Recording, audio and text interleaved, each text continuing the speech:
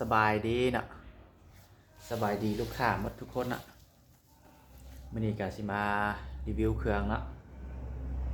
รีวิวเครื่องให้ลูกค้าได้เบิ่งนะว่าช่วงนี้ก็กลับมาเปิดห้างปกติแล้วนะเปิดห้างปกติแล้วมีแต่ลูกค้าสนใจแบบใดนะอยากได้รุ่นใดก็มีแต่ทักมาได้นะขายเครื่องปกติแล้วนะเปิดห้างปกติแล้วแต่ถ้าลูกค้าเบิ่งมี MC Tatico K2 เนาะแล้วก็ทาง M3 มันยังก็มีมันนะเบิ่งว่าลูกค้าสนใจเนาะแต่มื้อนี้จะมารีวิวแต่ตัว K2 ก็ Tatico ทางอลูเนาะกับTatico ทางคาร์บอนเนาะอันนี้ Tatico ทางคาร์บอนเนาะอันนี้เป็นตัวนี้จะเป็น K2 นะ K2 สวาล Z1000 นะตัวนี้สวาล Z1000 วาล์ว2025นะวาล์ว Z1000 เวอร์ชัน2025นะแต่ตัวปืน K2 นี่จะเป็นตัวรุ่นตัว2024นะเวอร์ชันตัว2024แต่เป็นของไซงอนเนาะเรียบเนียนนะไซงอนเนาะเรียบเนียนวาล์วเป็นวาล์วดำเนาะวาล์วปรับในวาล์วคาลิแกตดำเนาะวาล์วตัวนี้เป็นคาลิแกตดำใส่กับขนาดตัวนี้จะเป็นตัว Z1000 นะเป็นตัววาล์วอันปรับนอกนะทางจะเป็นทางอะลูเนาะทางอะลู 0.45 นะ 0.45 ใหญ่กว่า 0.42 หน่อยนึงนะ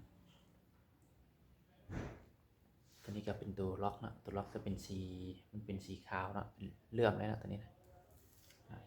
ล็อกได้สบายนะจิบมือก็เป็นตัวแน่นดีนะตัวนี้นะจับแน่นถ่ายเป็นถ่ายพับนะถ่ายมันติดกดนี่แล้วก็พับเลยนะกดนี่แล้วก็พับได้เลยนะกดแล้วพับได้เลยนะถ่ายเป็นถ่ายอย่างถ่ายพับนี่นะถ่ายอย่างถ่ายพับเราจะเป็นเราทีเคฮ่องกงนะทีเคฮ่องกงยาว50นะยาว50เซนทีเคฮ่องกงยาว50เซนระยะบางพลก็ประมาณ70-80เมตรนะยิงนกยิงหอกนะนกยิงหอกก็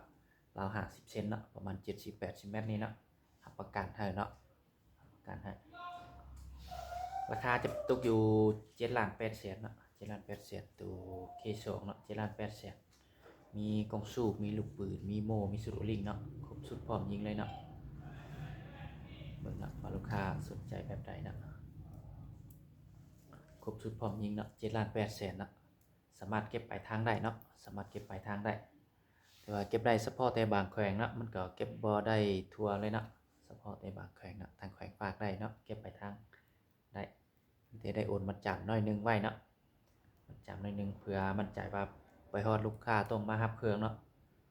เพราะว่าลูกค้าบางคนก็ยังคิดอยากได้ก็อยากได้เนาะถ้าบ่ได้มัดจำพันสั่งเครื่องไปฮอดก็บ่มารับเครื่องเนาะมันก็เสียเวลาพ่อค้าได้เนาะแล้วก็มันเสี่ยงต่อพ่อค้าได้นะอันนี้มัน7,800,000นะเคสมาต่อกับอนาตติโกเนาะตติโกเนาะเบิ่งงามเลยเนาะตติโก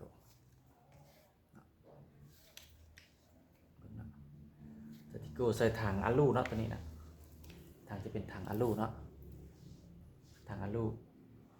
วาล์วเป็นวาล์วคาลิแกตดำเนาะยิงตรงเลยเนาะตัวนี้ตัวแดงนี่เป็นปุ่มล็อกเนาะปุ่มล็อกไกเนาะกันไว้เนาะอันนี้จะเป็นพับท้ายพับคือกันนะกดปุ่มตัวนี้แล้วก็พับได้เลยนะตติโกนะตติโกนี่ตติโกใส่งอนนะใส่งอน100%นะตัวนี้นะแบบเนียนนะขาดลายนะใส่ถังเป็นถังอะลูเนาะ 0.45 เราก็เป็นเราที่เคฮ่องกง50เนาะระยะบางพลก็มันจะคล้ายคือกันเนาะเราซ้ำกันแล้วระยะบางพลมันก็ที่คือกันนะ70-80 เมตรคือกันหมดนะระยะบางพลตอนนี้ราคา8,500,000เนาะ8,500,000จะได้ครบสุดเลยเนาะได้กล่องสูบได้ลูกปืนได้โม่ได้ชุดโอลิงเนาะ